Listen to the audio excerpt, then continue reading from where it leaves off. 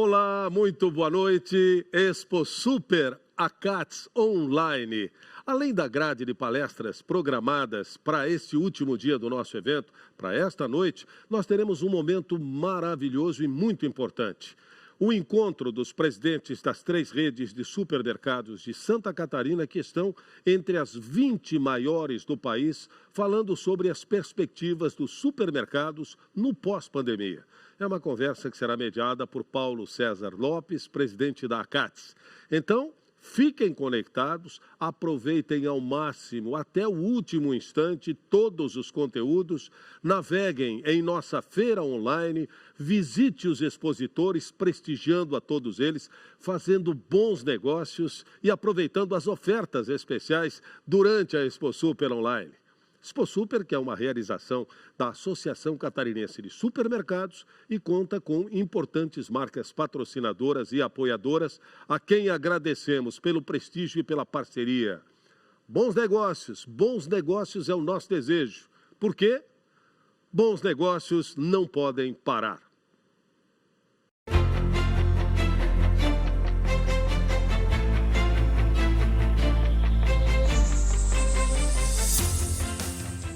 Estamos aqui de uma maneira diferente, fazendo uma apresentação. Nós tivemos aí, acho que são 7 anos praticamente, que nós nos encontramos ali na CATS, presencialmente na feira, na Expo Super, que acontece todos os anos em Joinville, normalmente é em Joinville, e no mês de junho, julho, né?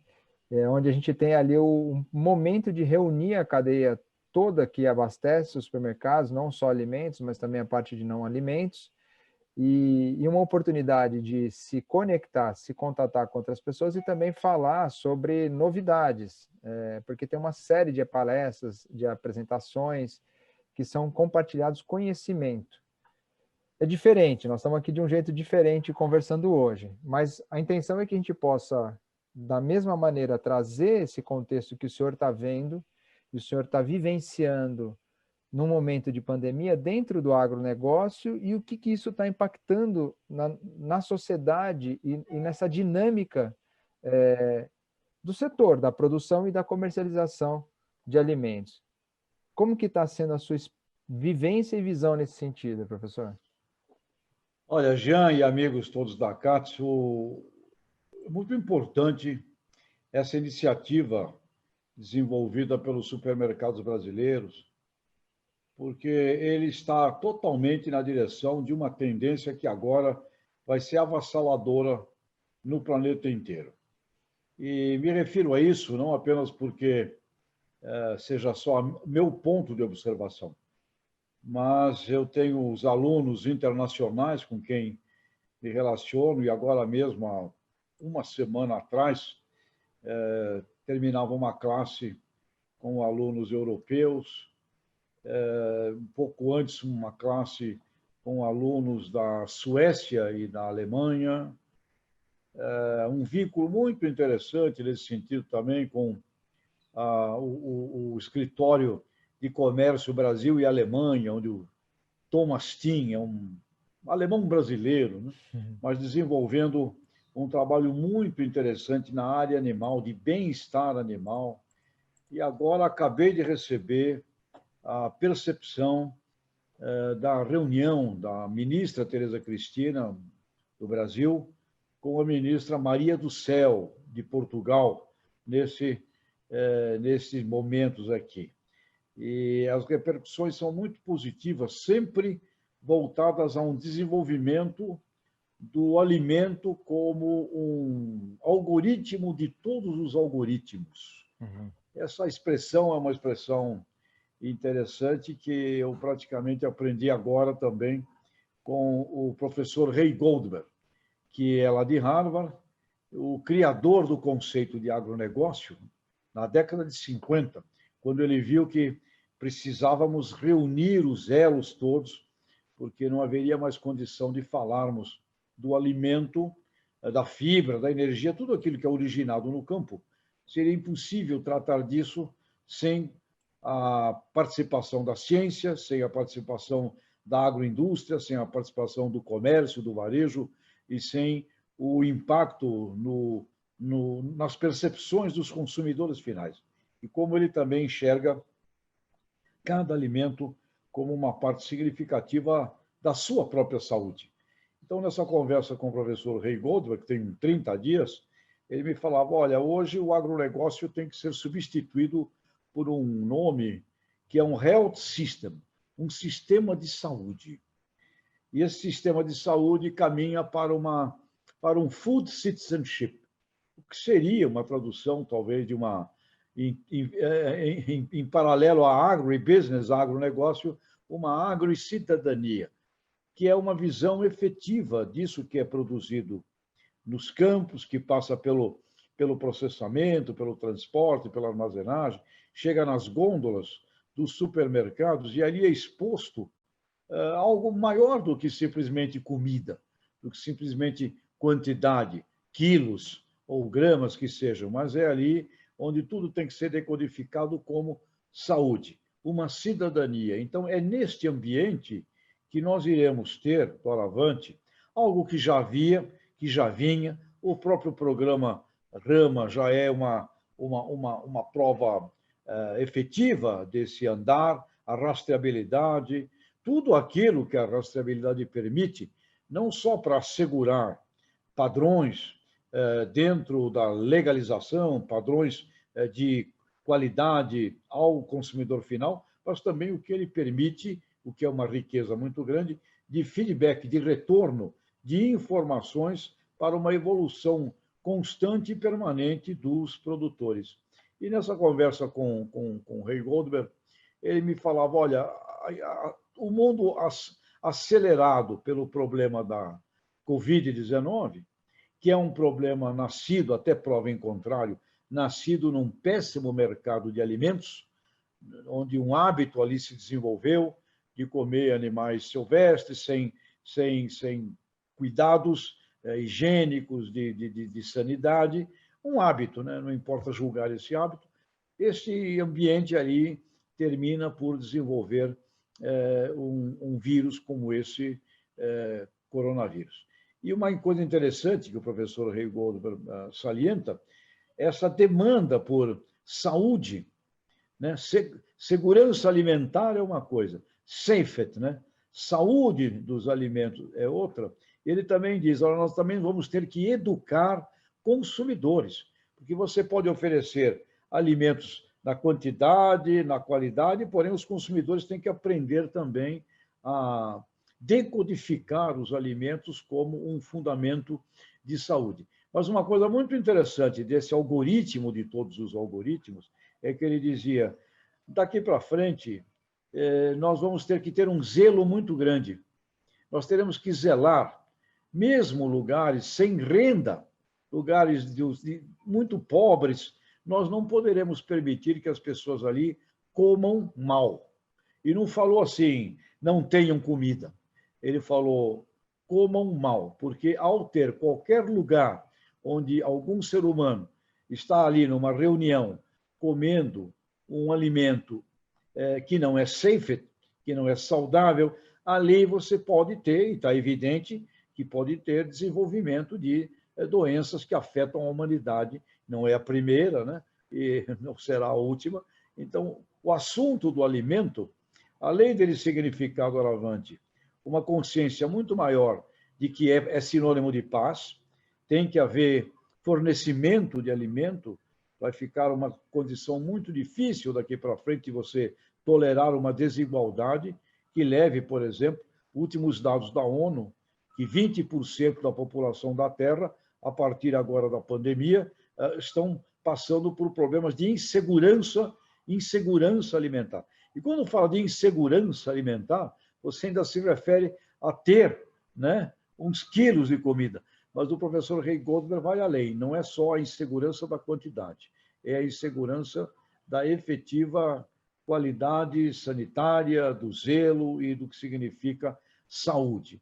Então, ele vê, e eu compartilho dessa visão, um desenvolvimento quase assim, sine qua non, para usar uma expressão francesa, sem a qual não existirá a possibilidade de negócios, que é uma... A palavra depende, né? É bem feito, e não importa aí, é orgânico, é biodinâmico, qual é o método. É bem feito? Depende. Vai ter que provar, vai ter que mostrar. Então, necessariamente, eu acho que nós vamos ver os supermercados, como, aliás, é uma expressão que eu admiro muito, lá no nosso amigo Márcio Mila, né? Os supermercados transformados em não apenas pontos de venda, em pontos de educação. E uma riqueza muito grande. Educação para consumidores finais, com informações sobre como se alimentar corretamente, informações sobre a nutrição de cada alimento, né, de cada produto, principalmente dos produtos que vão ao natural, até as gôndolas do setor hortifruti granjeiro. Esses produtos também retornando para o agricultor no sentido de uma evolução da sua competência de gestão. E a gente vai ver uma coisa impressionante. Agricultores do mundo inteiro não serão apenas mais vistos como produtores de alimento, eles serão vistos como agentes de segurança da saúde humana e necessariamente aí. Meio ambiente, não tem como separar essa discussão. A saúde ambiental faz parte e, utilizando aqui uma expressão de um brasileiro, do ex-ministro Alisson Paulinelli, que diz: o agricultor do futuro será um gestor do seu microbioma. Portanto, os produtores vão a uma posição de valor perante o planeta impressionante. Além de produtores de alimentos, serão produtores de vida, né? Gestores dos seus microambientes, mas nunca esquecendo, Jean, agronegócio é uma cadeia, é um sistema. Então, a importância dos supermercados é imensa, a importância da agroindústria é fundamental, a importância do que antecede os agricultores é uma visão sistêmica. E os agricultores são um elo ali, um elo grande, né? Um elo espalhado pelo planeta. Aqui no Brasil, 5 milhões de propriedades, portanto, cabe também a nós a consciência de que eles precisam ser orientados, protegidos, defendidos e inseridos numa expressão que eu gosto muito, um fair trade, né? E dentro desse fair trade, necessariamente, Big Data, necessariamente rastreabilidade, necessariamente essa área, Jean, que você é um pioneiro e domina como ninguém. Portanto, bem-vindos, né, a este nosso maravilhoso encontro, que eu adoro muito, porque a gente consegue falar do agribusiness, de uma agricidadania, né, de um sistema de saúde, exatamente com aquela ponta que, se fosse o médico, é o estetoscópio, né, que encosta no coração do consumidor, que é o supermercado. Professor, assim, é muito gostoso conversar com o senhor. A gente está aqui, cada um numa ponta de uma cidade desse país gigante, e vários temas, assim, que se foi falando, eu vou anotando aqui. Eu acabei de sair de uma conversa com o supermercado, onde estava se falando de visão sistêmica, porque você tem, então, a base da cadeia produzindo, aí tem toda a comercialização, transporte, aí chega ali no supermercado, na verdade chega num centro de distribuição, e desse centro de distribuição, essa interdependência de cada passo, de cada elo da cadeia, ela é tão simples, mas ao mesmo tempo ela é tão desafiadora. E nas nossas conversas, o senhor sempre tem falado de um novo agronegócio, que engloba essa saúde vegetal, foi comentado, design, eu lembro um exemplo que o senhor trouxe de um design de um transporte de madeira com barco na Amazônia, em algum local aí que foi testado, né, pelo pessoal, inclusive pelo Vitor também, que trabalha com esse conceito de design, e a educação do produtor e do consumidor. Essas coisas todas misturadas, e aí eu fico pensando, né? Poxa, a gente está falando de interdependência, de visão sistêmica, estamos falando ali de um processo, esse exemplo do supermercado, e isso eu estou falando de alguns minutos atrás dessa reunião. E de manhã eu participei de uma discussão dos produtores de citros, de laranja, de mesa, que estão agora preocupados com a qualidade do produto por conta dessa calor que deu aí no mês passado. E aí tem um calor que impacta no momento agora, e tem uma questão de floração que vai acontecer de outubro a dezembro, que vai impactar nesse produto no próximo ano. O consumidor, nessa agrocidadania, ou nesse consumidor que demanda, como é que a gente poderia pegar esse estetoscópio que o senhor citou, que o agro coloca no coração, e como é que a gente poderia, talvez, sensibilizá-lo mais a essa dinâmica de uma indústria a céu aberto, né? Dentro da sua experiência, dessa beleza da complexidade de uma visão sistêmica do agro e essa demanda da sociedade. O que mais que a gente poderia fazer para deixá-lo ciente disso? Bom, são processos, Jean, de educação, formação, educação e impactos de percepção que têm que ser constantes, que não podem parar. Assim como a Coca-Cola é um exemplo extraordinário de comunicação que não para, né? Da mesma forma, nós temos que imaginar que tudo que a gente precise tratar com a humanidade, com grupos gigantescos de consumidores, são processos mediáticos, processos de comunicação inteligentes, e neste caso, obviamente, educativos, né? Que não podem parar, porque se eles param, você deixa de abastecer os neurônios humanos com a carga informacional, que não é só a informação técnica. Você tem que carregar isso com emoção de valores, não é? Quando menciona a Coca-Cola, é porque, sim, é fantástico, é um produto, né? Ele nasceu que ninguém queria, alguém inventou, misturando água com gás num tônico, inventou soft drink, né? Ninguém pediu. Um nome que, né, se você fosse fazer uma avaliação hoje, Coca, né, sugere. Portanto, é muito rica quando a gente observa esse talento comunicacional ao longo de décadas, e como não para, com distribuição poderosa e sempre comunicando valores. Então, se é possível a gente comunicar isso inteligentemente, deste exemplo, né, que é um exemplo de capacidade e competência publicitária extraordinária, como a Coca, a Coke, como uma Heineken, uma competência extraordinária. Enfim, se é possível fazer isso, né, por que não é possível fazer isso com algo tão próximo, fundamental da vida, como você coloca, como sendo todo este setor desta indústria do céu aberto?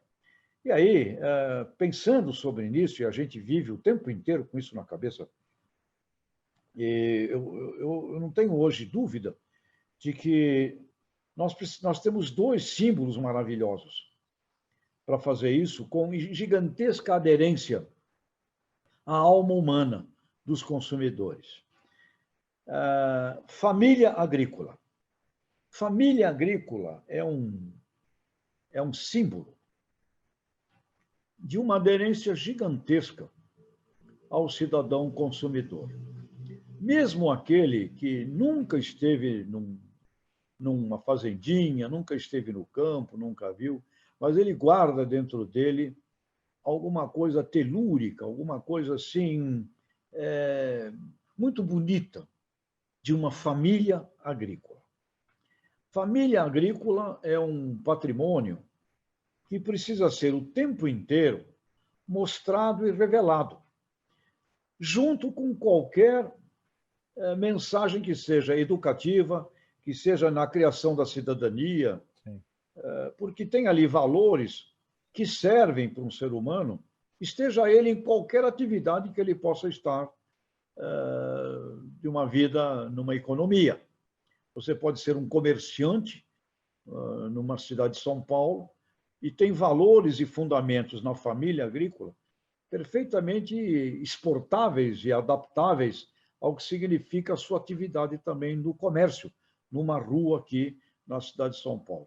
valores da união, valores da cooperação, valores de um cuidado de sucessão, valores de fazer um melhoramento da terra onde você está, porque se aquela terra não for melhorada, você tem impossibilidades de continuar competindo num mundo extremamente exigente, por exemplo, de produtividade.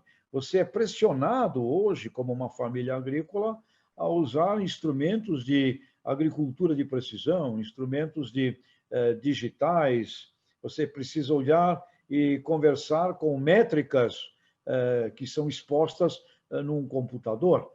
Um exemplo interessante, eu visitei um produtor de ovos aqui em Guatapará, aqui pertinho de Araraquara, né? Um produtor de ovos, uma figura muito interessante.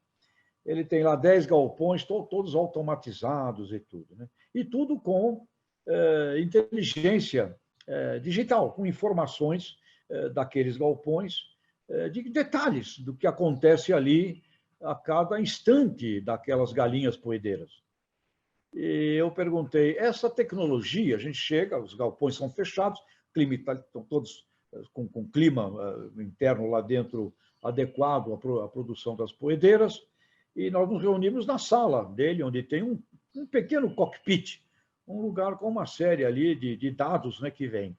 E eu perguntei para ele, e você vê um certo silêncio no lugar, você não vê muita gente, vê meia dúzia de funcionários. Eu perguntei, você trabalha menos hoje do que antes? Ele falou muito ao contrário, ele é uma pessoa simples, muito querida. Ele fala muito ao contrário, fala um palavrão. Essas malditas galinhas, quando eu olho aqui, por exemplo, eu estou vendo aqui, nesse exato instante, essas galinhas, e fala um palavrão, estão tomando menos água do que deveriam estar tomando nesse exato instante. O que é que eu tenho que fazer? Eu tenho que ver. Então, esse mundo aqui da informação do computador digital me obriga a trabalhar muito mais do que antes, porque eu tenho que ver coisas que eu antes não via, não era percebido. É claro, eu antes teria que ter talvez 30, 40 funcionários, agora eu tenho 6, 7. Mas não significa que eu trabalhe menos. Sim. Eu trabalho muito mais. E tenho que ter zonas de controles imensas. Eu tenho que ter, por exemplo, geradores, porque 15 minutos que caia a luz elétrica e eu não mantenha o galpão na temperatura adequada, começa a haver mortalidade das galinhas poedeiras. Então, ele me falou, eu hoje estou, onde quer que eu esteja, vou jantar, estou indo para São Paulo ou qualquer lugar, eu estou trabalhando todo segundo, porque isso aqui me faz olhar. Então, quando você vê, e estava ele, estava a esposa, estava um filho ali, e todos já numa família agrícola, que não é mais aquela família agrícola dos anos 50, Sim. Uma família agrícola do século XXI. Então, este símbolo é muito importante que ele acompanhe o tomate, que ele acompanhe a batata, que ele acompanhe o repolho, que ele acompanhe os produtos, porque é muito didático, é muito pedagógico essa coisa da família agrícola. E mesmo para grandes, não é só para pequenos produtores, para grandes produtores. E quando a gente vai ver a comunicação dos países mais brilhantes do ponto de vista de comunicação com a sua sociedade, os Estados Unidos, por exemplo, todo o tempo eles estão usando American Family Farmers, estão usando a família americana.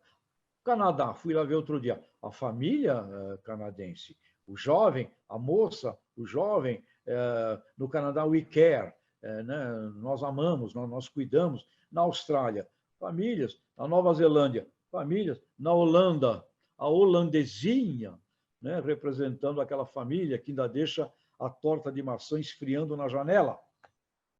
Ou seja, família é um símbolo maravilhoso para ser trabalhado pedagogicamente. E no Brasil, eu associaria um outro símbolo maravilhoso.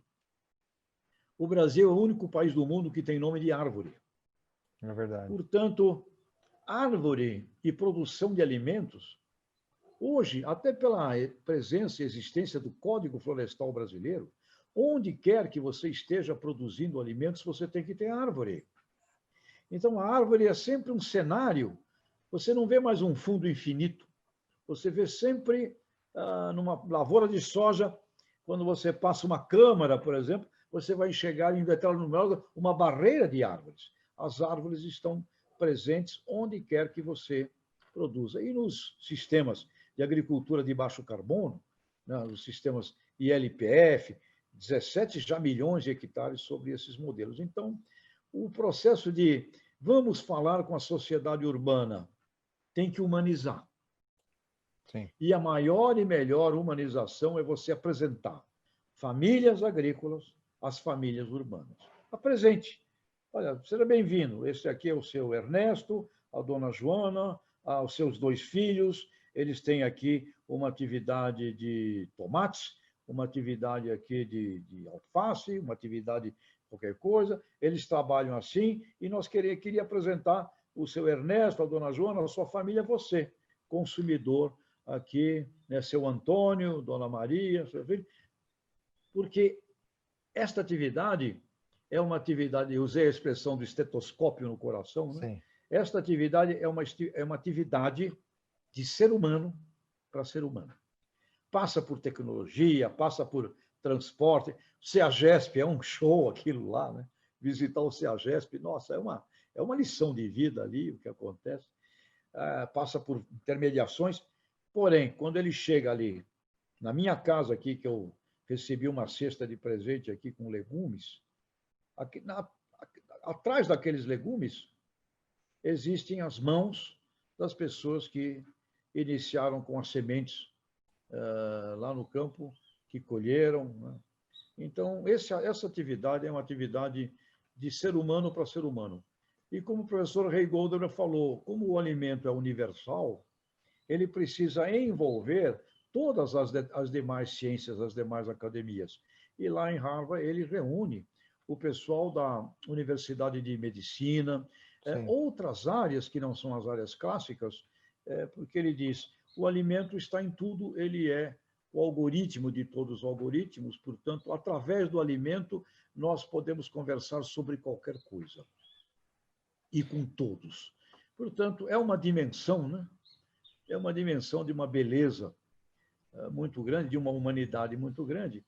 E aí, a sua questão, para que a gente acelere a compreensão do setor consumidor com relação a isso, inclusive uma luta, né, contra o desperdício.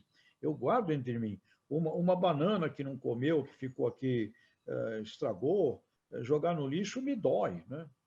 O quanto que dói você jogar fora uma comida, jogar fora alguma coisa porque estragou. Quando você passa... É como... As pessoas morrem, por exemplo, de amores por um pet, por um cão, por um gato hoje, não é? Mas quando eu vejo ali uma comida que vai para o lixo, a dor que eu sinto é como se estivesse jogando o meu cão aqui, né, o Zequinho, o Zeca, jogar uma parte dele no lixo. Me dá esse sentimento. Portanto, temos uma humanização para realizar nessa área de alimento, dando valor e dando vida a ele, porque é ser vivo, né?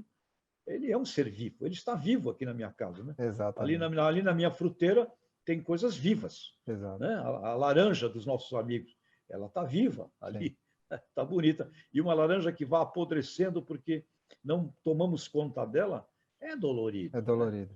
Né? É dolorido. Portanto, caminharemos inexoravelmente para uma humanização. Agora, o setor precisa, Jean, precisa aprender a se comunicar. Né? Quer dizer, é como um professor e alunos. Você tem que aprender a dar aula. Né? E a culpa não pode botar a culpa no aluno. O que mais incomoda um professor? É o aluno que não quer aprender. E porque você fica louco se remoendo de como vou fazer. E tem uns que não querem, efetivamente, não querem. Mas como é que eu faço? Eu não posso me render a esses que não querem.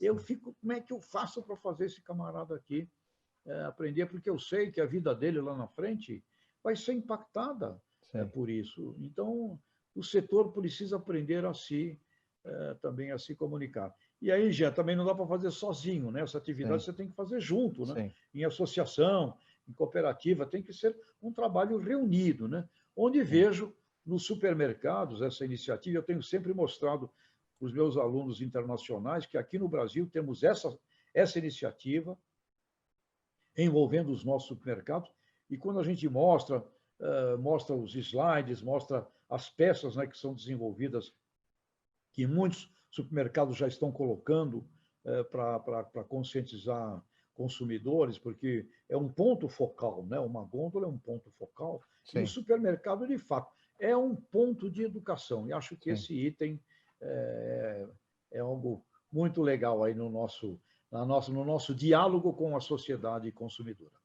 Um ponto importante aqui também, né, que a gente, bom, o programa Alimento Sustentável que a gente tem aqui no estado de Santa Catarina, conduzido pela Associação Catarinense de Supermercados, que é, vamos dizer, a referência, é uma referência nacional de organização como associação, encabeçou esse processo, todo esse trabalho, e eu estava olhando alguns dados aqui, muito interessantes. Nós começamos esse caminho de construção em 2011, então nós estamos falando praticamente aqui de 10 anos, né, desse trabalho. Foi no início ali final de 2010. Então, 10 anos que a gente vem fazendo esse trabalho. Quando a gente, hoje, o que a sociedade, nessa questão de percepção de saúde mais direto relacionado ao consumidor, está a questão dos agroquímicos, né, ou dos defensivos agrícolas, que também a gente sempre, nessa condução técnica, conduziu de uma maneira que, assim, é necessário para um processo produtivo adequado. E é interessante que a gente sai ali de um resultado de, vamos chamar de conformidade na casa dos 70% e vamos para um resultado de conformidade na casa dos 87%. Então, o impacto, a crescente de conformidade de 2011 até agora, ela é muito grande. Esse é um movimento conjunto. O supermercado estava pouco envolvido lá atrás, os produtores eles eram muito esparramados, ainda são, mas eram muito mais esparramados nessa coordenação técnica de melhorar aquilo que se entrega para a sociedade em termos de qualidade. E a gente chega em 2020, no meio dessa pandemia, com um resultado extremamente positivo. Comunicar essa questão da família com esses resultados. E eu lembro também que o ano passado nós estávamos juntos na Expo Super, em Joinville, o senhor participou, nós fizemos uma conversa com um grupo de produtores que era a maioria vinculado a cooperativas do estado de Santa Catarina, a equipe técnica também aqui da Epagre, que participa e apoia o desenvolvimento técnico desse pessoal, e o senhor falou exatamente esse conceito da família agrícola. Eu não vou me esquecer, porque assim, o senhor falou, não tem poder maior do que o uso desta referência de marketing para o nosso negócio. Só que assim, é interessante que a gente recebe esses inputs, e aquilo me impactou muito, e a gente vai adormecendo no tempo e não utiliza isso, não usufrui dessa... Assim, então tem um aspecto técnico muito positivo e um marketing associado a essa família agrícola que a gente deixa adormecer. Não vou falar que ele some, mas ele fica adormecido e a gente não comunica isso de maneira correta. E aí vinculo com uma outra frase que o senhor colocou, que para mim ela é muito forte, a emoção de valores, né? E também eu tenho conversado, aproveitando nesse empurrão que a necessidade das reuniões virtuais trouxe nesse momento, eu tenho feito muitas conversas virtuais com produtores. Eles aderiram a esse mecanismo também. E a gente tem falado sobre a percepção de valor com eles, de maneira geral. Então, e sempre quando a gente fala de valores, ele está vinculado a um aspecto forte de valor no sentimento, né, na sensação de sentimento, e o outro, a processo, que são mecanismos de aplicação de alguma técnica na base produtiva ou na base da distribuição, principalmente.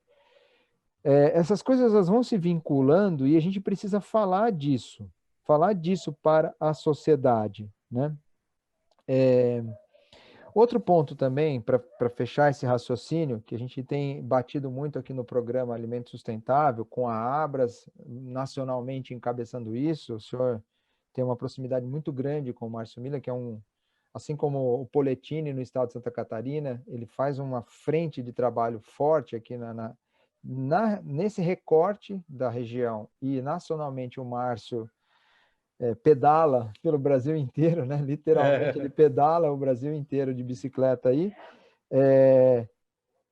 Tem um alimento visto como uma solução para a saúde, um alimento como remédio. E na semana passada eu ouvi o professor Karnal também, né, falar dessa perspectiva. Assim, como é que a gente utiliza todo esse benefício, né, eu preciso produzir respeitando o ambiente, eu tenho o meu microbioma, o senhor falou do gestor do microbioma, e o alimento como remédio. Assim, essas coisas elas têm um poder e têm um impacto tão grande para a gente, para a nossa sociedade, que e aí o Karnal também, né? Ele falou o seguinte: quando eu tenho que falar disso é fácil. Quando eu preciso falar sobre esse tema é muito fácil. É diferente quando eu preciso ir falar sobre a indústria de farmacêutica. Aí eu tenho que ficar me desdobrando para tentar. A mesma coisa da Coca-Cola, né? Assim, eles têm um marketing que o senhor trouxe como exemplo, um marketing poderoso e forte, mas eles precisam se desdobrar para falar daquele assunto. Falar desse daqui, assim, tem muito mais elementos para justificar positivamente o processo, né? E também para fechar com a frase aqui do Karnal, que eu estou falando isso porque foi recente aqui essa escuta com ele falou assim: mudar é difícil, mas não mudar é fatal. E aquilo também ficou registrado, né? Eu acho que a gente está num processo de transição aqui, de mudanças, demandas de mudanças, que assim, incomoda, usando a sua expressão, o incômodo, muitas vezes ele não é gostoso, é bom quando ele é gostoso, mas quando ele não é, a gente tem que se virar, mas é aí que a gente muda, não tem jeito, né? A gente é empurrado a fazer alguma coisa diferente. Professor, o tempo aqui, ele também tem o seu fim. Alguma observação final para a gente fechar nosso bate-papo? Olha, eu queria salientar a importância de pessoas como o Poletini, que você falou aí, não é? Aí desse movimento de Santa Catarina, do Márcio, e a gente sempre observa isso na história da humanidade. Algumas poucas pessoas são fundamentais para dar os passos, e Sim. depois eles são seguidos, né? Então, eu não me espanto mais com o aspecto, não é uma maioria, não. É um grupo humano que faz as transformações. Depois, passa o tempo, um monte de gente embarcou naquela transformação e a gente até esquece, né? Sim. Esquece que no início eles eram considerados loucos, uns pirados. Eu me recordo sempre do movimento do plantio direto no Brasil, em que o Herbert Bartz, né, que é um pioneiro disso, Sim.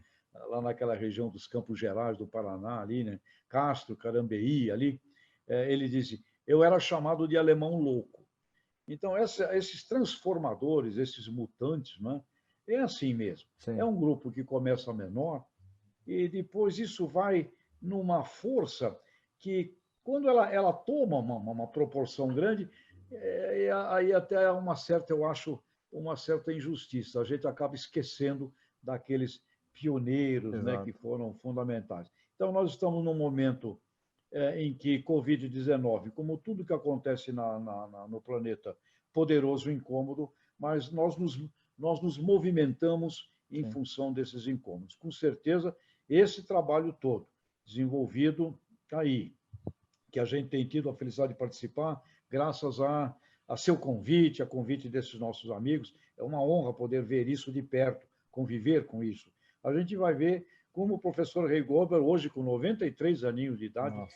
ele diz: as novas gerações irão fazer aquilo que as nossas gerações não conseguiram fazer. Uhum. Então, eu acho que o que poderia deixar aí é um grande chamamento, uma grande convocação, né, à responsabilidade livre da nova geração em serem os efetivamente responsáveis por transformar tudo isso numa grande realidade. E aí talvez a gente vai estar vendo daqui a uns 20 anos, não mais essas questões, mas quem sabe aí questões num nível científico Sim. extremamente mais avançado. Agora, vai aqui também uma lembrança importante nós precisamos educar também o consumidor que ciência não é um Frankenstein, que ciência não é uma, uma imagem malévola. Ciência é benéfica e também eu espero que o Covid-19 ajude a gente, porque está todo mundo hoje implorando por uma vacina. Sim. E essa vacina, ela só é possível porque nós temos um estágio hoje avançado de cientistas no mundo inteiro cooperando entre si e, com certeza, usando o estado da arte, da ciência, inclusive na parte toda da biointeligência, da biotecnologia, da bioengenharia, dos genes a serviço dessa vacina. Portanto, também está na hora de, em paralelo a tudo, educarmos a população planetária que ciência é um ingrediente fundamental para a vida e cada vez mais será nessa bolotinha aqui, né?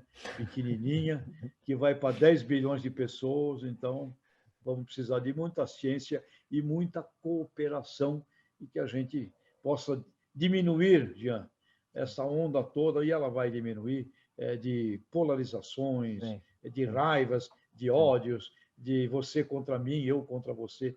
Eu acho que essa fase também nós vamos ver amainar, e eu espero, como o Rei Goldman me disse, eu espero que a nova geração faça muito do que a nossa geração não conseguiu fazer. Então tá aí, você que é um menino, né? Tem aí pela frente aí essa condução, viu, Jean? Um grande abraço aí a todo o pessoal, Obrigado. admirável pessoal do mundo do comércio, e eu tenho por eles um carinho muito grande, porque a minha vida infantil, eu fui criado num pequeno comércio de bairro, lá da cidade de Santos, e eu via como era a vida e a luta de um ser humano no comércio. Esse também não tem hora, não tem tempo, tem que aprender a gostar de um monte de cliente que ele não gosta. É também um exercício fascinante o mundo do comércio. Muito obrigado, professor. Obrigado pelo seu tempo, a disponibilidade. Sim, acompanhem o professor nas redes sociais, acompanhem o professor nos seus materiais, na Jovem Pan também. E quero agradecer a todos que vão estar ou estão aqui conosco acompanhando um modelo diferente dessa conexão, que vai ser todo remoto, e que possam assim, se inspirar nessa conversa, se inspirar nessas mensagens que foram passadas. Professor, um grande abraço, um grande beijo a todos, a família que eu conheço, e que todos fiquem bem. Se cuidem. Obrigado. Bom resto de semana de trabalho. Obrigado. Tchau, tchau.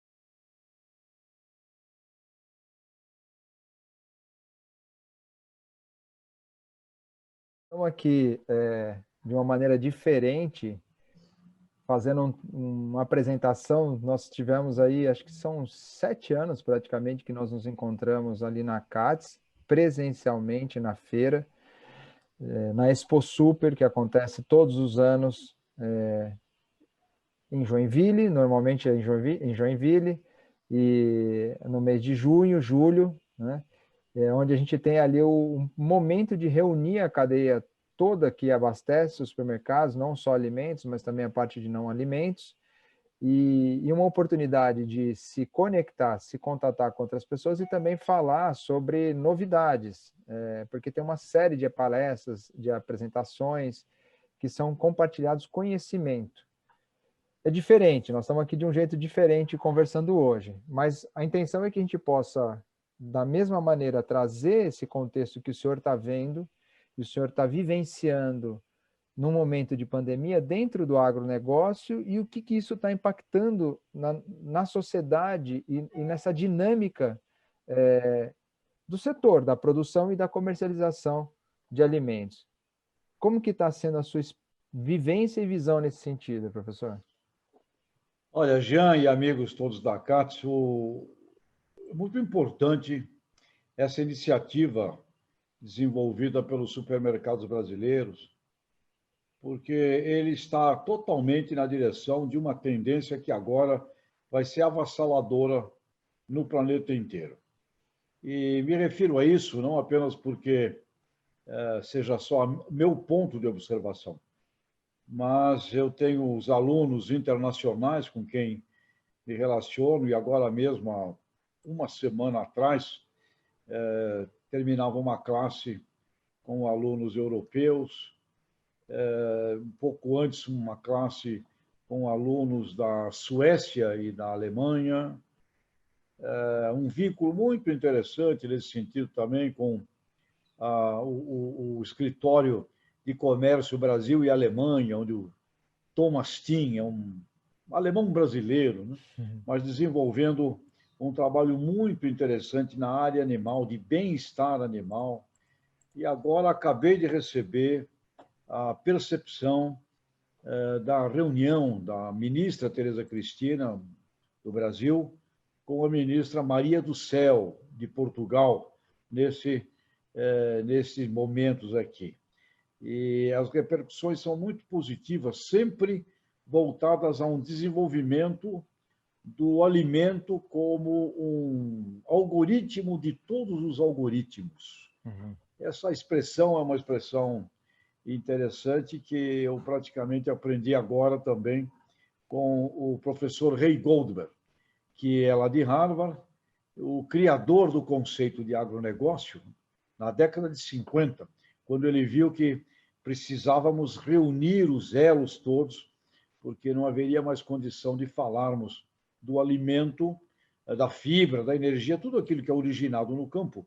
Seria impossível tratar disso sem a participação da ciência, sem a participação da agroindústria, sem a participação do comércio, do varejo e sem o impacto nas percepções dos consumidores finais. E como ele também enxerga cada alimento como uma parte significativa da sua própria saúde. Então, nessa conversa com o professor Ray Goldberg, que tem 30 dias, ele me falava, olha, hoje o agronegócio tem que ser substituído por um nome que é um health system, um sistema de saúde.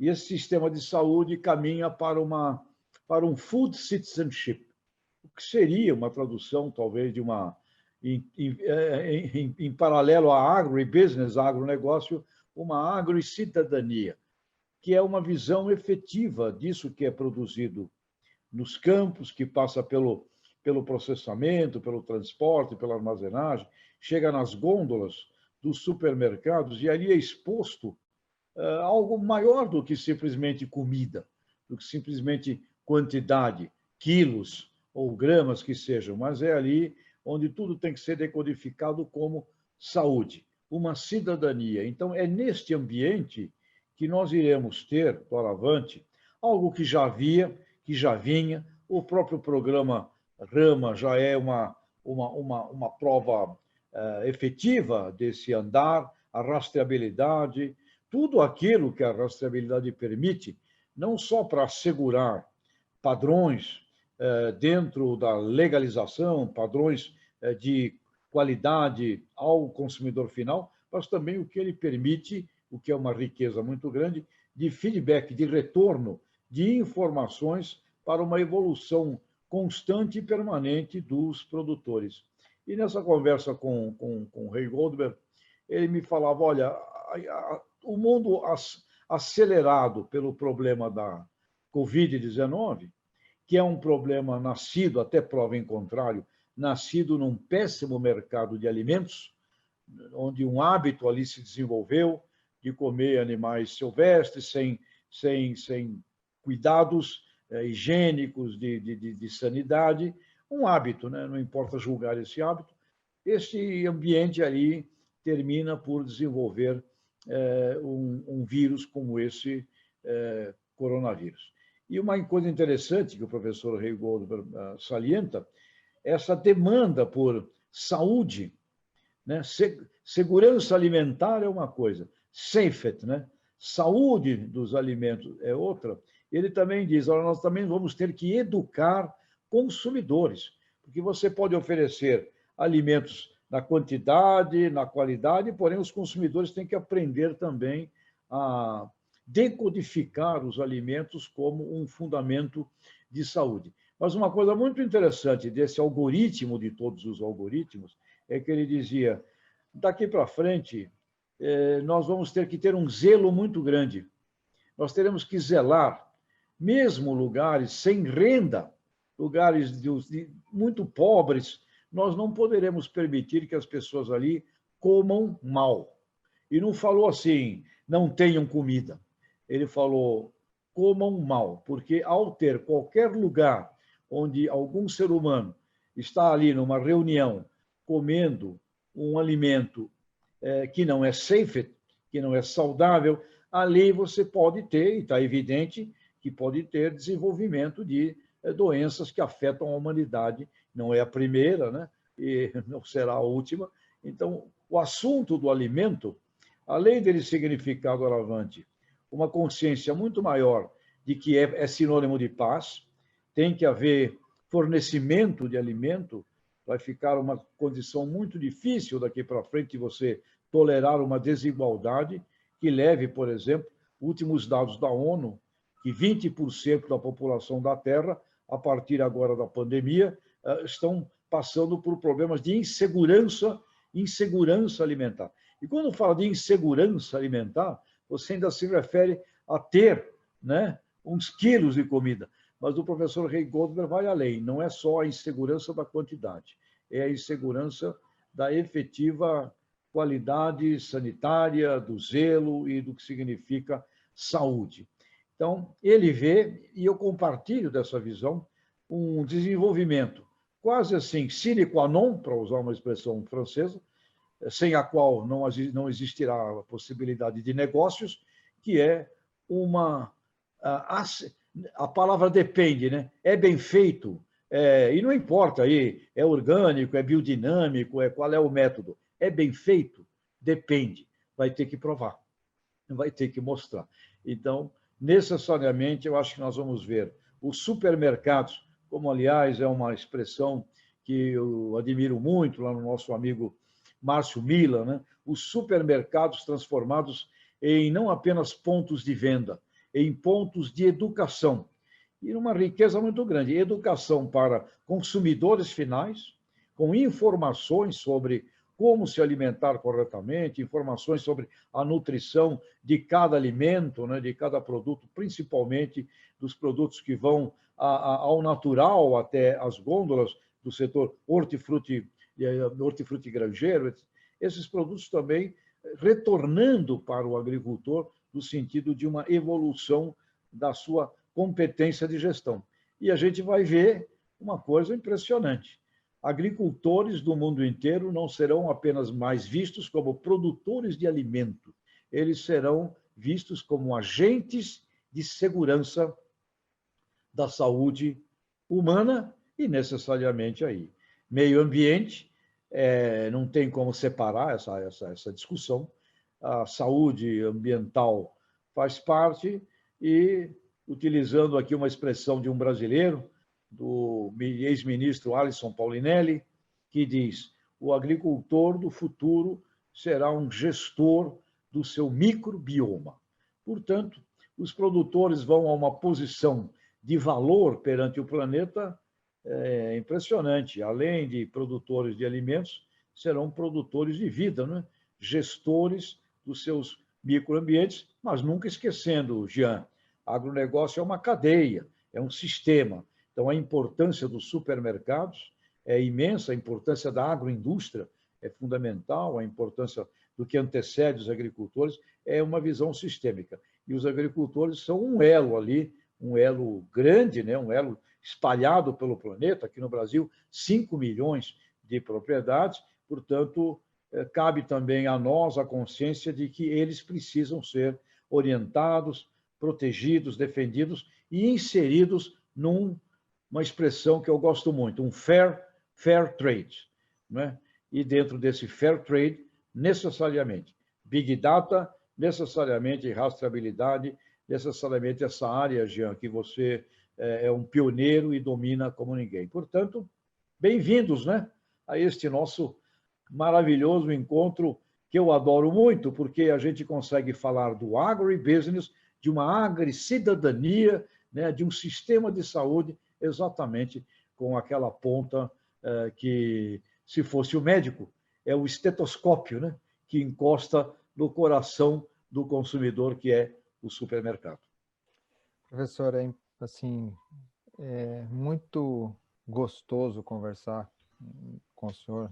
A gente está aqui, cada um numa ponta de uma cidade desse país gigante e vários temas assim que se foi falando, eu vou anotando aqui. Eu acabei de sair de uma conversa com o supermercado onde estava se falando de visão sistêmica, porque você tem então a base da cadeia produzindo, aí tem toda a comercialização, transporte, aí chega ali no supermercado, na verdade chega num centro de distribuição, e desse centro de distribuição, essa interdependência de cada passo, de cada elo da cadeia, ela é tão simples, mas ao mesmo tempo ela é tão desafiadora.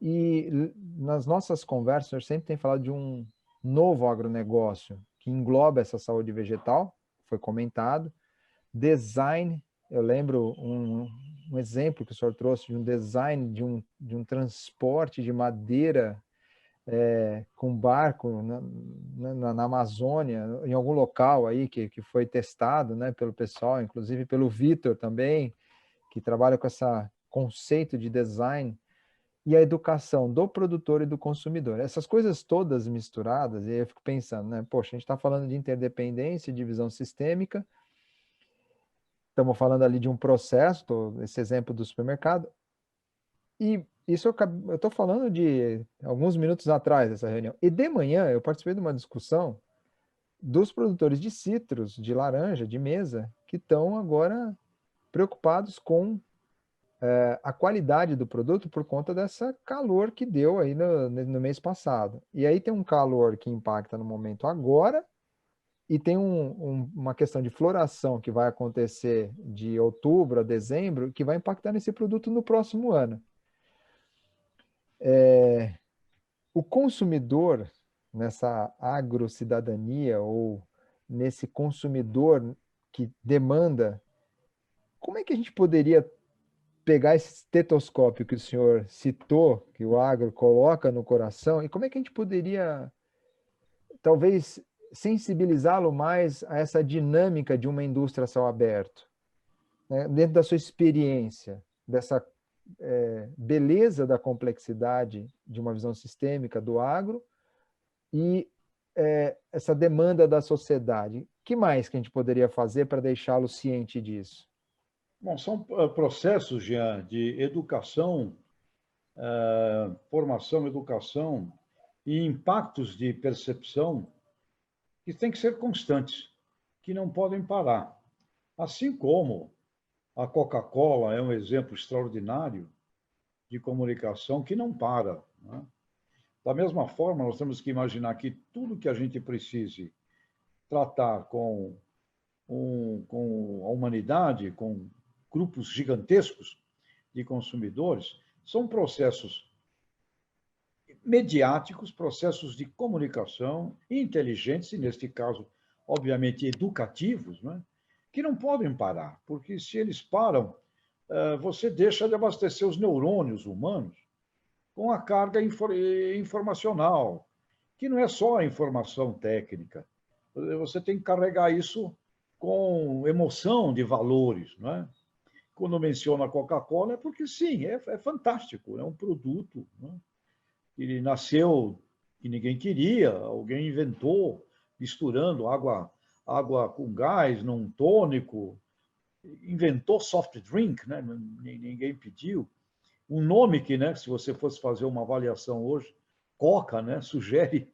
Portanto, é muito rica quando a gente observa esse talento comunicacional ao longo de décadas, e como não para, com distribuição poderosa e sempre comunicando valores. Então, se é possível a gente comunicar isso inteligentemente, deste exemplo, né, que é um exemplo de capacidade e competência publicitária extraordinária, como a Coca, a Coke, como uma Heineken, uma competência extraordinária. Enfim, se é possível fazer isso, né, por que não é possível fazer isso com algo tão próximo, fundamental da vida, como você coloca como sendo todo este setor desta indústria do céu aberto.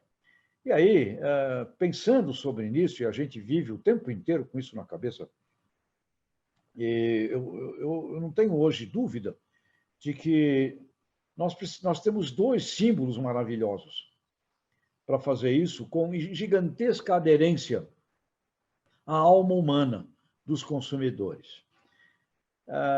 Família agrícola. Família agrícola é um símbolo de uma aderência gigantesca ao cidadão consumidor. Mesmo aquele que nunca esteve numa fazendinha, nunca esteve no campo, nunca viu, mas ele guarda dentro dele alguma coisa telúrica, alguma coisa assim, muito bonita, de uma família agrícola. Família agrícola é um patrimônio que precisa ser o tempo inteiro mostrado e revelado, junto com qualquer mensagem que seja educativa, que seja na criação da cidadania, porque tem ali valores que servem para um ser humano, esteja ele em qualquer atividade que ele possa estar de uma vida numa economia. Você pode ser um comerciante numa cidade de São Paulo e tem valores e fundamentos na família agrícola perfeitamente exportáveis e adaptáveis ao que significa a sua atividade também no comércio, numa rua aqui na cidade de São Paulo. Valores da união, valores da cooperação, valores de um cuidado de sucessão, valores de fazer um melhoramento da terra onde você está, porque se aquela terra não for melhorada, você tem impossibilidades de continuar competindo num mundo extremamente exigente, por exemplo, de produtividade. Você é pressionado hoje, como uma família agrícola, a usar instrumentos de agricultura de precisão, instrumentos digitais. Você precisa olhar e conversar com métricas que são expostas num computador. Um exemplo interessante, eu visitei um produtor de ovos aqui em Guatapará, aqui pertinho de Araraquara, né? Um produtor de ovos, uma figura muito interessante.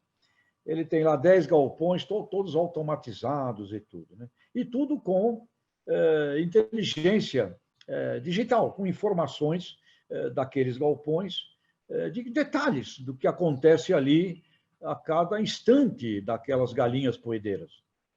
E eu perguntei, essa tecnologia, a gente chega, os galpões são fechados, estão todos com clima interno lá dentro adequado à produção das poedeiras, e nós nos reunimos na sala dele, onde tem um pequeno cockpit, um lugar com uma série ali de dados, né, que vem. E eu perguntei para ele, e você vê um certo silêncio no lugar, você não vê muita gente, vê meia dúzia de funcionários. Eu perguntei, você trabalha menos hoje do que antes? Ele falou muito ao contrário, ele é uma pessoa simples, muito querida. Ele fala muito ao contrário, fala um palavrão. Essas malditas galinhas, quando eu olho aqui, por exemplo, eu estou vendo aqui, nesse exato instante, essas galinhas, e fala um palavrão, estão tomando menos água do que deveriam estar tomando nesse exato instante. O que é que eu tenho que fazer? Eu tenho que ver. Então, esse mundo aqui da informação do computador digital me obriga a trabalhar muito mais do que antes, porque eu tenho que ver coisas que eu antes não via, não era percebido. É claro, eu antes teria que ter talvez 30, 40 funcionários, agora eu tenho 6, 7. Mas não significa que eu trabalhe menos. Sim. Eu trabalho muito mais. E tenho que ter zonas de controles imensas. Eu tenho que ter, por exemplo, geradores, porque 15 minutos que caia a luz elétrica e eu não mantenha o galpão na temperatura adequada, começa a haver mortalidade das galinhas poedeiras. Então, ele me falou, eu hoje estou, onde quer que eu esteja, vou jantar, estou indo para São Paulo ou qualquer lugar, eu estou trabalhando todo segundo, porque isto aqui me faz olhar. Então, quando você vê, e estava ele, estava a esposa, estava um filho ali, e todos já numa família agrícola, que não é mais aquela família agrícola dos anos 50, uma Sim. família agrícola do século XXI. Então, este símbolo é muito importante que ele acompanhe o tomate, que ele acompanhe a batata, que ele acompanhe o repolho, que ele acompanhe os produtos, porque é muito didático, é muito pedagógico essa coisa da família agrícola. E mesmo para grandes, não é só para pequenos produtores, para grandes produtores. E quando a gente vai ver a comunicação dos países mais brilhantes do ponto de vista de comunicação com a sua sociedade, os Estados Unidos, por exemplo, eles todo o tempo eles estão usando American Family Farmers, estão usando a família americana. Canadá, fui lá ver outro dia, a família canadense, o jovem, a moça, o jovem, no Canadá, we care, né? Nós amamos, nós cuidamos. Na Austrália, famílias. Na Nova Zelândia, famílias. Na Holanda, a holandesinha, né? Representando aquela família que ainda deixa a torta de maçã esfriando na janela. Ou seja, família é um símbolo maravilhoso para ser trabalhado pedagogicamente. E no Brasil, eu associaria um outro símbolo maravilhoso. O Brasil é o único país do mundo que tem nome de árvore. É verdade. Portanto, árvore e produção de alimentos, hoje, até pela presença e existência do Código Florestal Brasileiro, onde quer que você esteja produzindo alimentos, você tem que ter árvore. Então, a árvore é sempre um cenário. Você não vê mais um fundo infinito. Você vê sempre, numa lavoura de soja, quando você passa uma câmara, por exemplo, você vai enxergar em determinado momento uma barreira de árvores. As árvores estão presentes onde quer que você produza. E nos sistemas de agricultura de baixo carbono, né, os sistemas ILPF, 17 já milhões de hectares sobre esses modelos. Então, o processo de vamos falar com a sociedade urbana tem que humanizar. Sim. E a maior e melhor humanização é você apresentar famílias agrícolas às famílias urbanas. Apresente. Olha, seja bem-vindo. Esse aqui é o seu Ernesto, a dona Joana, os seus 2 filhos. Eles têm aqui uma atividade de tomates, uma atividade aqui de alface, uma atividade de qualquer coisa. Eles trabalham assim e nós queria apresentar o seu Ernesto, a dona Joana, a sua família, você, consumidor aqui, né, seu Antônio, dona Maria, seu filho, porque esta atividade é uma atividade, eu usei a expressão do estetoscópio no coração, né? Esta atividade é uma atividade de ser humano para ser humano. Passa por tecnologia, passa por transporte. O CEAGESP é um show aquilo lá, né? Visitar o CEAGESP, nossa, é uma lição de vida ali, o que acontece. Passa por intermediações. Porém, quando ele chega ali, na minha casa aqui, que eu recebi uma cesta de presente aqui com legumes, atrás daqueles legumes existem as mãos das pessoas que iniciaram com as sementes lá no campo, que colheram, né? Então, essa atividade é uma atividade de ser humano para ser humano. E como o professor Ray Goldner falou, como o alimento é universal, ele precisa envolver todas as demais ciências, as demais academias.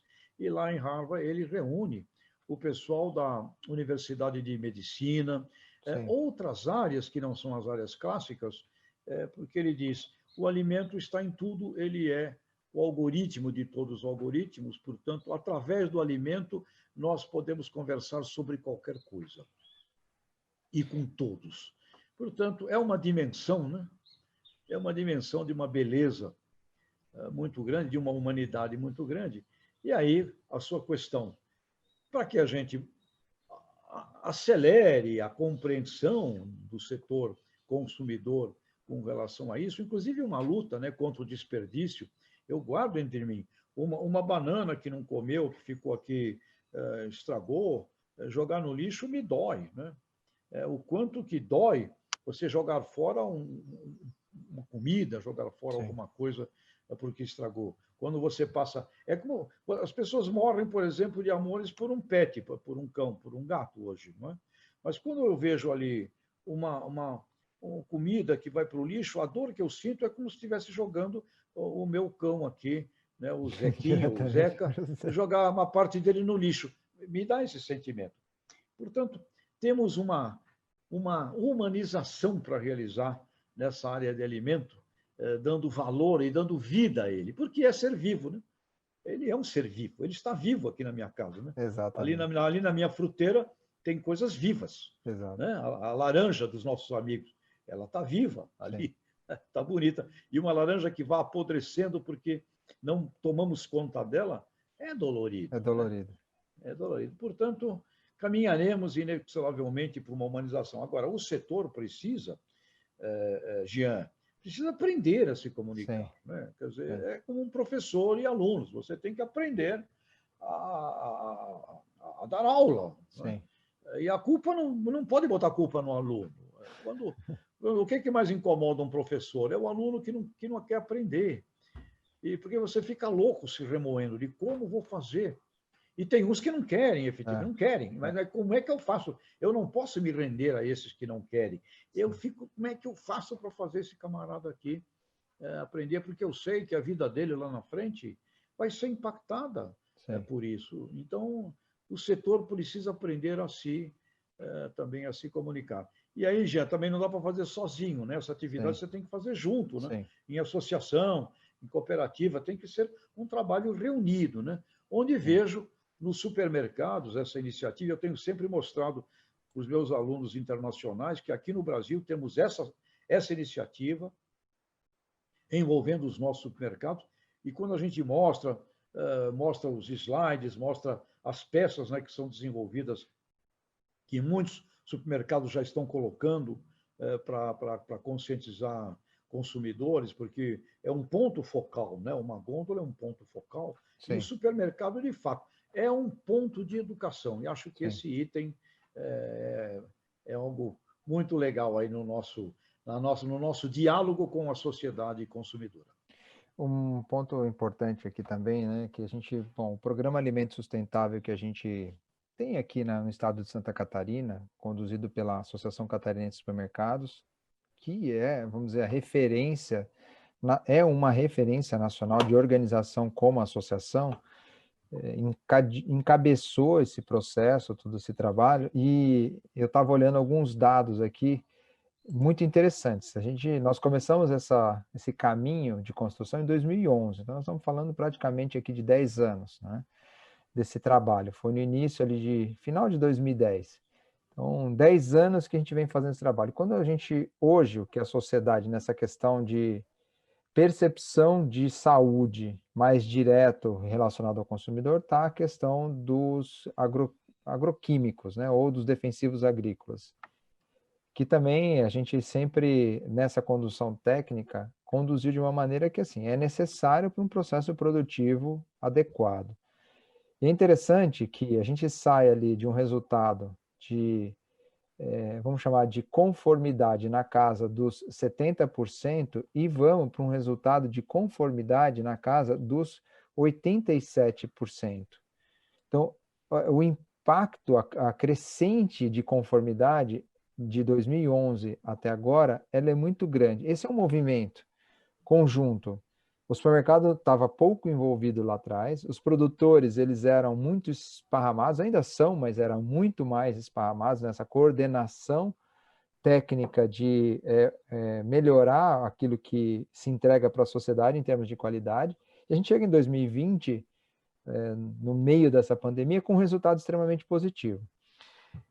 Comunicar essa questão da família com esses resultados. E eu lembro também que o ano passado nós estávamos juntos na Expo Super, em Joinville, o senhor participou, nós fizemos uma conversa com um grupo de produtores que era a maioria vinculado a cooperativas do estado de Santa Catarina, a equipe técnica também aqui da Epagre, que participa e apoia o desenvolvimento técnico desse pessoal. E o senhor falou exatamente esse conceito da família agrícola. Eu não vou me esquecer, porque assim, o senhor falou, não tem poder maior do que o uso desta referência de marketing para o nosso negócio. Só que, assim, é interessante que a gente recebe esses inputs, aquilo me impactou muito, e a gente vai adormecendo no tempo e não utiliza isso, não usufrui dessa...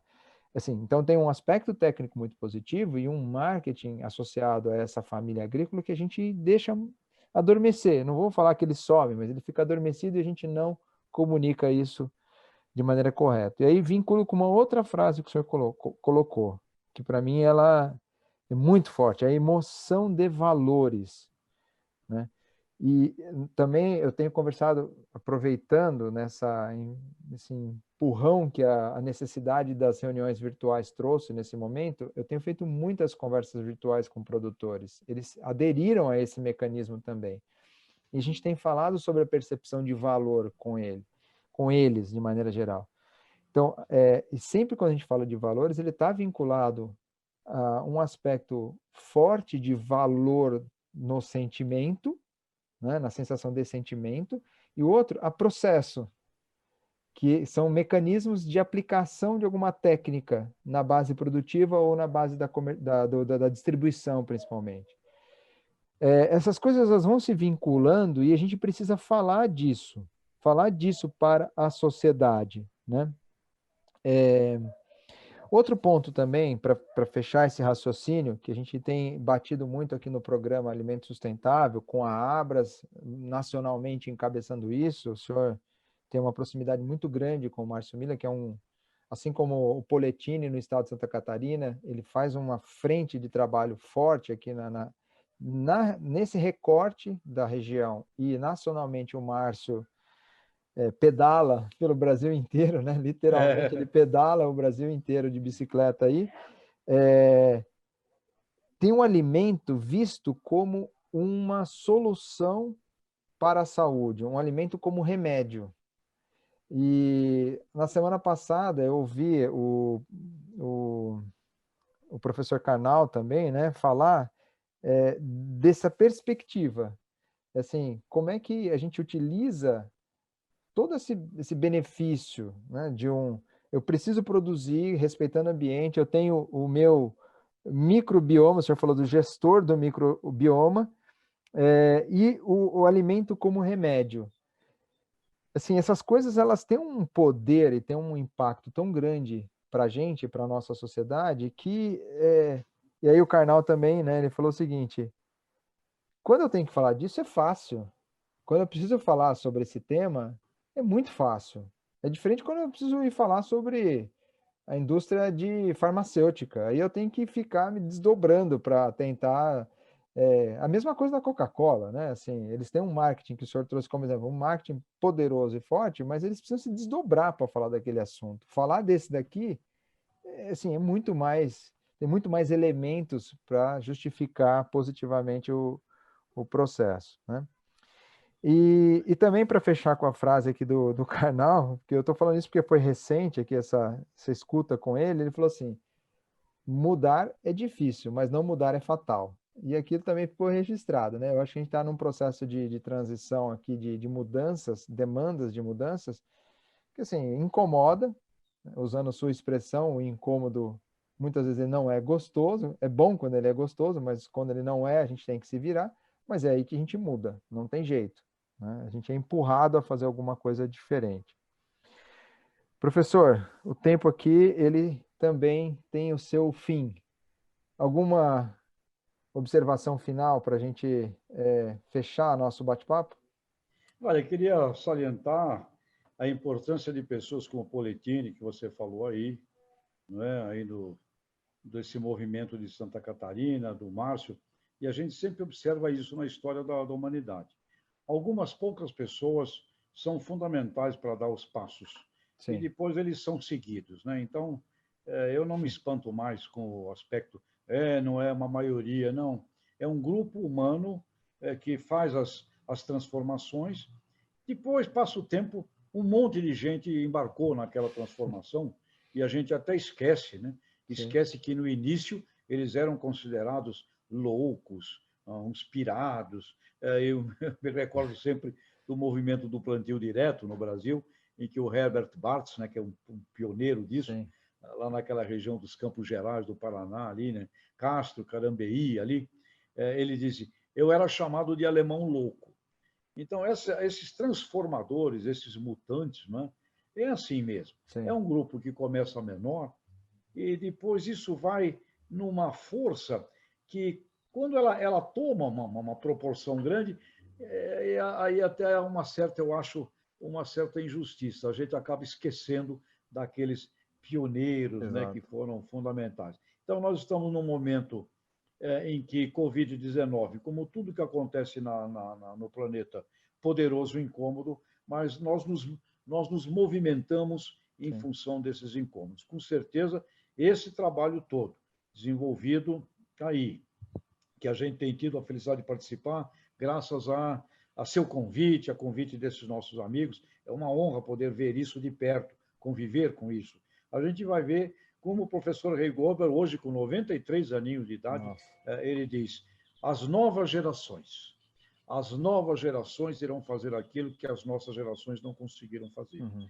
Então, eu acho que o que poderia deixar aí é um grande chamamento, uma grande convocação, né, à responsabilidade livre da nova geração em serem os efetivamente responsáveis por transformar tudo isso numa grande realidade. E aí talvez a gente vai estar vendo daqui a uns 20 anos, não mais essas questões, mas quem sabe aí questões num nível científico extremamente mais avançado. Agora, vai aqui também uma lembrança importante. Nós precisamos educar também o consumidor que ciência não é um Frankenstein, que ciência não é uma imagem malévola. Ciência é benéfica e também eu espero que o Covid-19 ajude a gente, porque está todo mundo hoje implorando por uma vacina.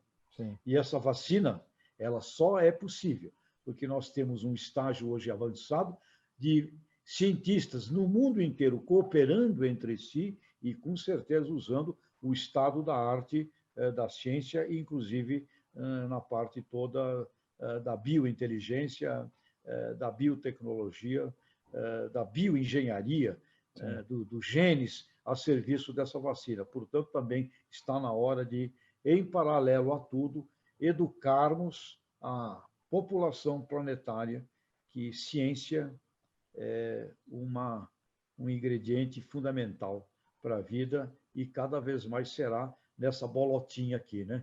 Pequenininha, que vai para 10 bilhões de pessoas, então vamos precisar de muita ciência e muita cooperação e que a gente possa diminuir, Jean, essa onda toda, e ela vai diminuir, de polarizações, Sim. de raivas, de ódios, de você contra mim, eu contra você. Eu acho que essa fase também nós vamos ver amainar, e eu espero, como o Rei Goldman me disse, eu espero que a nova geração faça muito do que a nossa geração não conseguiu fazer. Então tá aí. Você que é um menino, né? Tem aí pela frente aí essa condução, viu, Jean?